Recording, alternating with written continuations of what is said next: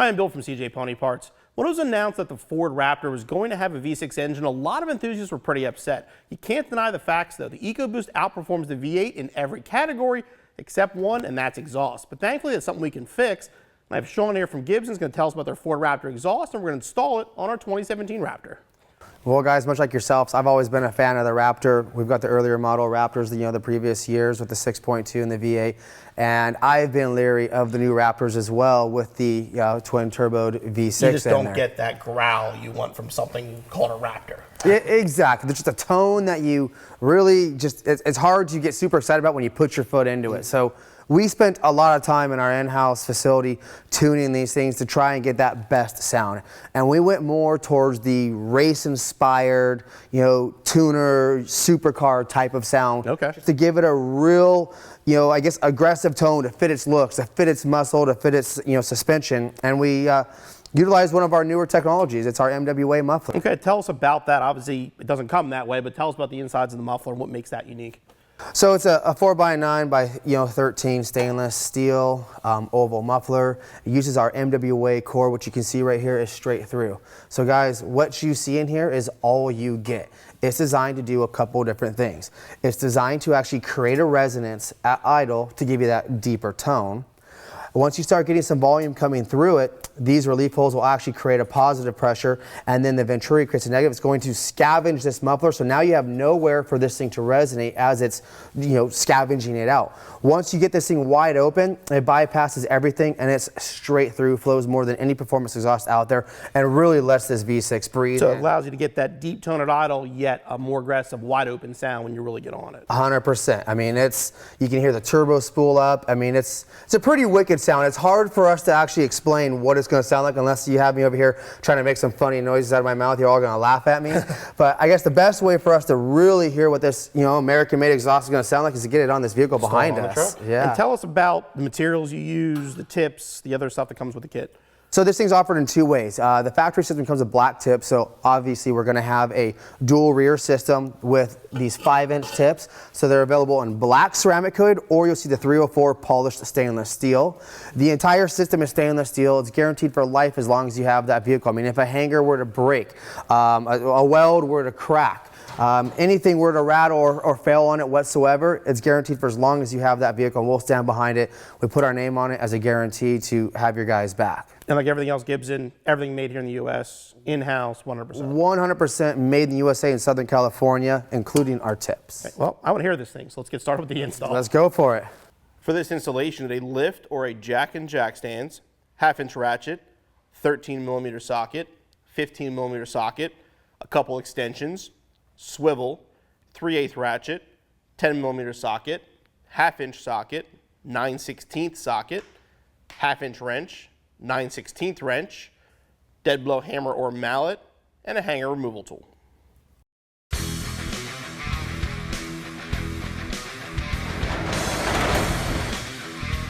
If we have our truck up in the air, the first thing we're going to do obviously is remove the factory exhaust, but it looks like you got this laid out ready to go as well here. Yeah, we definitely want to take all the parts, dry fit everything. You want to go over the instruction manual, make sure we've got all the components that you're supposed to get, make sure you got the clamps, everything. Just make sure there's no problems before you go and throw it on. All right, gentlemen, what we're going to do is remove these rear brackets right here to aid in the removal of the factory system. As you can see, it's kind of locked in here, so we want to get these things out of here, remove the tailpipes, and get this thing undone.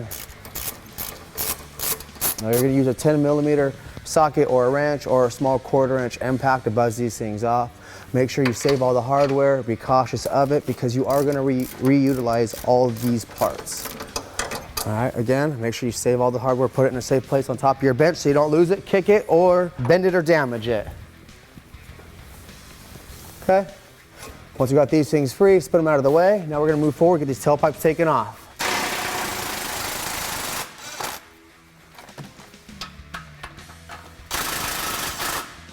All right, guys, so right now we're in the process of removing the front head pipe, and so you have a slip joint connection and a flange connection.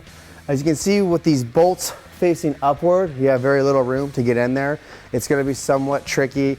Spend the time, find the right tool, be patient with it, you'll get it. It's not because you're doing it wrong, it's because it's just difficult to get to. All right, guys, you're gonna grab your 13mm socket, and we're gonna loosen up and disconnect the flange connection right here at the front of your exhaust.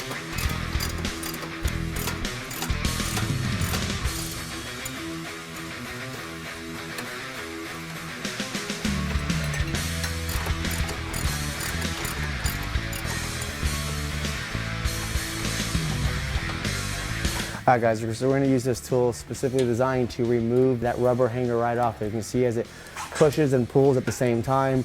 If you don't have this tool, a little bit of WD-40 or some sort of penetrating oil on there will make it much easier. And a pry bar, just be careful when you're working it. Otherwise, you might end up punching your frame rail of some sort. Now that we got the exhaust away from the flanges and further back, we can now get to these two clamps in between the muffler and the resonator. And you can use your favorite impact or favorite tool to take these things off. The muffler section is extremely heavy. You're going to want to hit the resonator forward to allow it to fall apart.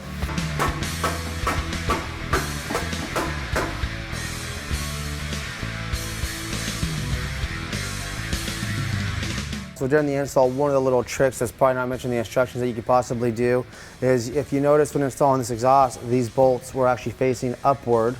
And what we did is we popped this little retainer clip off, pulled the clamp off, we're going to spin it around, flip it upside down, so that those bolts are facing downward. It's gonna allow you to really get at it and make sure that connection is tight and hopefully save your knuckles in the long run. So now we're gonna install one of the key components to this system, which is the 3-inch X-pipe.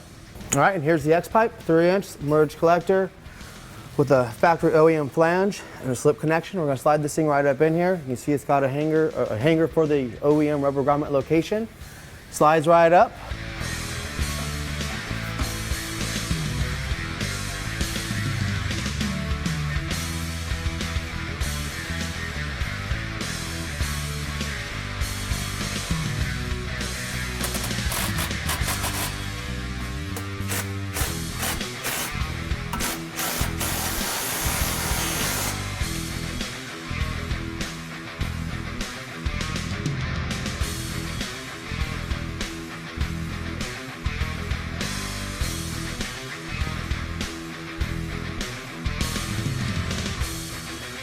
First step of installing the rear driver's side pipe is to remove the factory OEM hanger.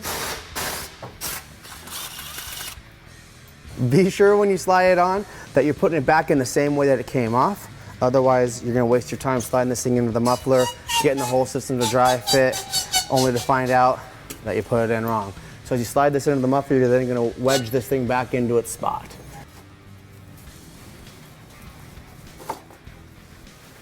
Now, reinstall the factory hanger, use the OEM bolt, get the clip lined up.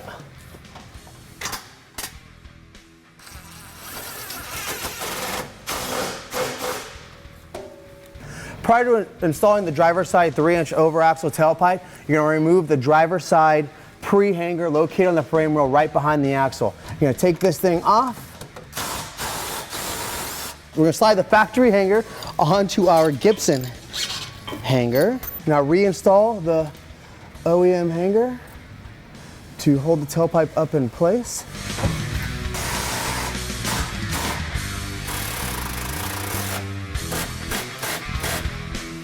Now that we've got the driver's side tailpipe in place, got good clearance, we're reinstalling the factory rear end hanger. So you want to make sure that when you do tighten it, it is in position and the bottom of the hanger is sitting parallel with the bottom of the frame rail as the factory system was. If you're fighting that this thing's hanging low or up too high, not coming out straight, go back and make sure you do have these things positioned in their original area.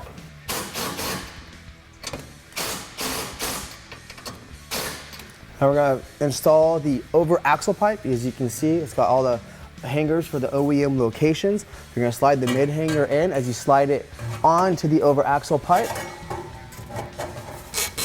Now that we have that in place, we're going to reinstall the passenger side hanger.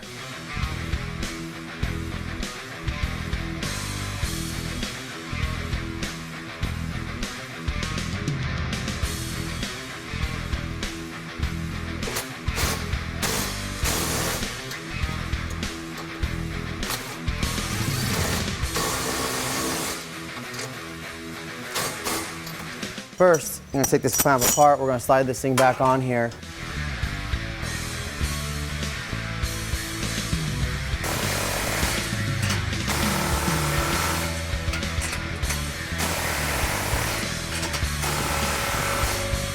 As you can see, you want to tighten them both down evenly on each side. If you tighten down one side all the way, you're going to overpass the threads to the point where it's not threaded anymore to the weak point of the bolt, and it will break and it will snap. So be cautious of that.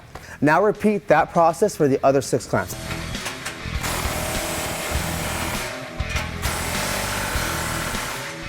The moment you've all been waiting for. The installation of these beautiful Gibson polished stainless steel tips, right? Or was it the sound you guys were looking for? Either way, after you've checked everything, make sure you got clearance from all your leaf springs, your spare tires, everything. Maybe yanked on it, moved it, got this thing to sit exactly how you want it. It's time to install these tips. Once you've installed these tips, one thing you want to do before you go run this thing, go play with this thing, is make sure you clean all your fingerprints off of it. Otherwise, they can potentially stay in this thing. The grease stuff will burn into it, and it'll make your beautiful tips not look good. If you got the black ceramic ones, clean them up too. Want to make sure these 304 American-made tips look awesome. So we're gonna get these tips installed, get them tightened down, and we're gonna fire this thing up. I think that's really what you guys have been waiting for.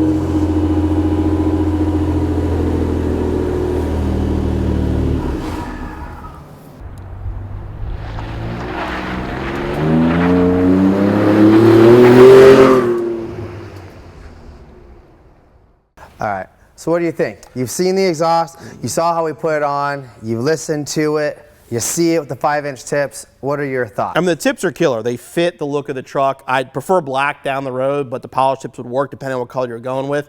It sounds good. It sounds like an EcoBoost. I mean, if you're looking for that V8 sound, you're just not going to get it out of an EcoBoost, but it has an aggressive turbo sound. I mean, I like that you can, you hear the turbos even through the mufflers, and you have that kind of sound you're looking for.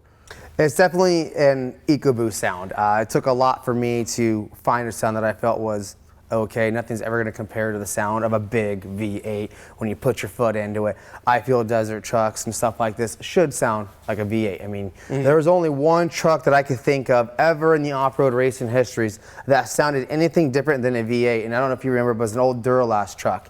Had a sweet 8-into-1 exhaust and had this really wicked sound.